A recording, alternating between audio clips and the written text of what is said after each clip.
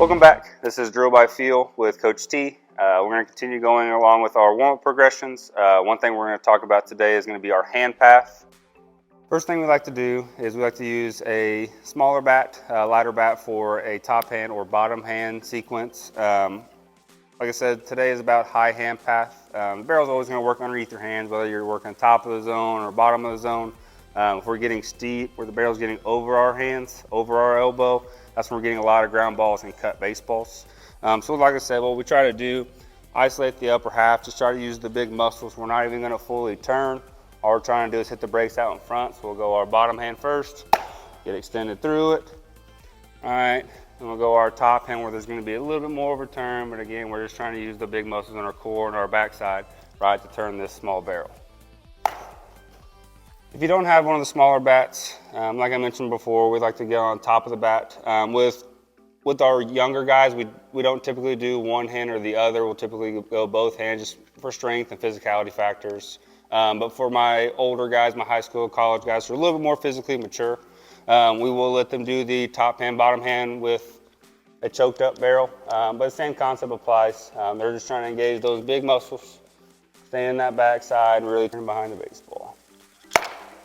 So after isolating the upper half, what we'll do, we'll stay with the high T progression. Now we're worried about creating space. Right, so like I said in other videos, the casting of the hands or the early extension with the back foot are both space killers as far as hitting goes. Space and timing is pretty much all you need.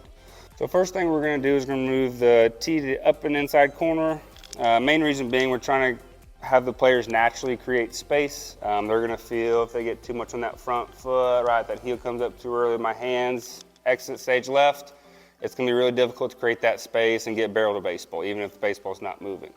So some of the main things we try to tell our players is trying to keep that knob at the catcher, K to K, is be referenced a lot in a lot of these videos.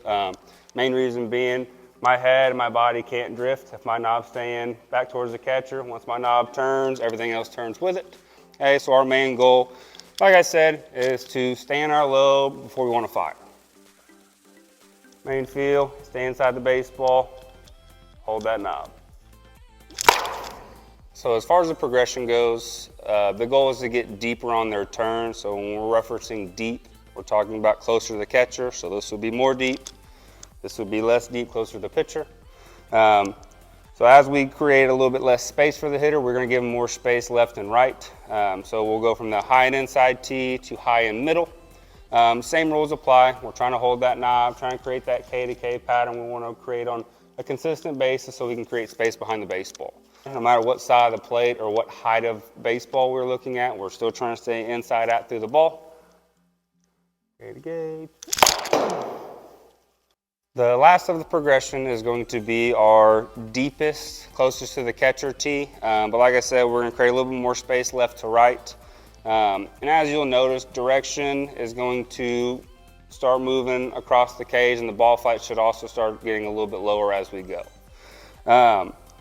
Main thing we're trying to feel here, again, there's not a lot of space for you to create. So if we get too lungy, right, we get too much on that front foot, you're not going to be able to see the part of the baseball you're trying to connect with. Big mental cue I'll have is a contact point. So in reference to the baseball, we're trying to hit the inner half of this ball. A lot of guys, like I said, are trying to create space getting around the baseball. That's going to create a lot of rollovers and a lot of cut barrels. Okay, both not very consistent contact. Again, both do not create very competitive barrel paths. As always, thank you guys for watching this video. In order to build our baseball community, we need you guys to like, comment, share with as many people as possible. As always, send you guys positive feels.